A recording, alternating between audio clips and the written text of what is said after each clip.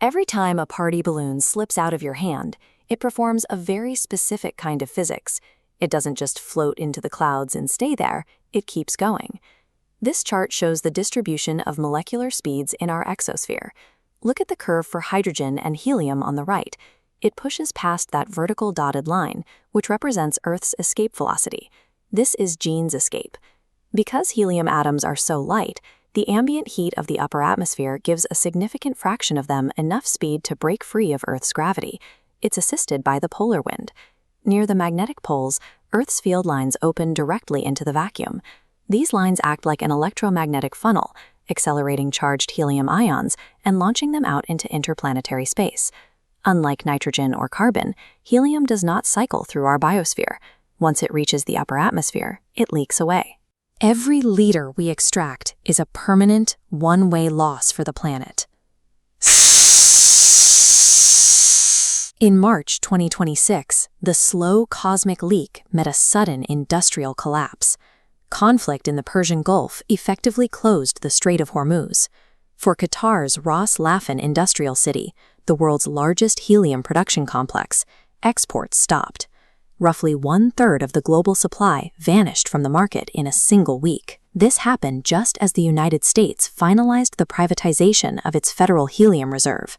The world's primary strategic buffer, a massive underground stockpile in Texas, was no longer under government control to stabilize the market. Between the loss of Middle Eastern exports and the depletion of the American reserve, the global economy is now running on a just-in-time supply chain with no emergency backup. Helium is not manufactured, it is harvested. It is the byproduct of a billion-year process, the slow radioactive decay of uranium and thorium trapped deep within the Earth's crust. These elements shed alpha particles that eventually capture electrons to become stable helium atoms. We only find it because it gets trapped in the same geological pockets as natural gas. It is recovered during the liquefaction process, where natural gas is cooled to such extreme temperatures that the helium separates as a non-condensable gas. This creates a massive temporal disparity. We are liquidating in a few decades a stockpile that took nearly the entire history of the planet to accumulate. We consume it so quickly because helium has the lowest boiling point of any element, -269 degrees Celsius. It is the only substance that remains a liquid at the temperatures required for superconductivity. This makes it the backbone of modern medical imaging. An MRI scanner requires its internal magnets to be kept at near absolute zero to eliminate electrical resistance. Without a continuous bath of liquid helium, the magnets cannot generate the powerful fields needed to see inside the human body. If the cooling fails, the machine quenches. The liquid helium rapidly boils off and expands into a gas, causing the magnet to lose its superconductivity. For the 50,000 conventional scanners currently in use, this is a terminal event without an immediate refill. In the semiconductor industry, the stakes are just as high.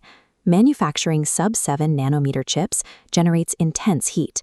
Helium's thermal conductivity is 6 times that of nitrogen, making it the only gas capable of cooling silicon wafers fast enough to prevent defects during high-temperature patterning. Even data storage relies on it. Every high-capacity hard drive used in hyperscale data centers is hermetically sealed with helium. Because it is 7 times less dense than air, it reduces internal turbulence, allowing platters to spin faster with less power and less wear. Without a steady supply, both advanced diagnostics and the infrastructure of the internet are forced back toward less efficient, lower-capacity technologies. Every single second, the Earth loses 50 grams of helium to the void. It is a constant, unrecoverable bleed. That physical limit is forcing a global pivot. Hospitals are now investing billions in new helium-free magnets that use closed-loop cooling, while tech firms are frantically building recovery systems to recycle every liter they use. We are in a race to build a technology stack that doesn't rely on an element the laws of physics are actively trying to strip away from the planet. The irony is that for a century, we treated this resource as a novelty. While hospitals and chip makers now face a supply crisis that threatens their survival, we spent decades venting this byproduct into the air for cheap entertainment. We assumed the supply was as infinite as the air we breathe, ignoring the fact that it was a finite geological windfall. The silence that follows is the final bill for our oversight, as the industrial era of cheap gas finally ends. We exhausted a finite planetary reserve just to make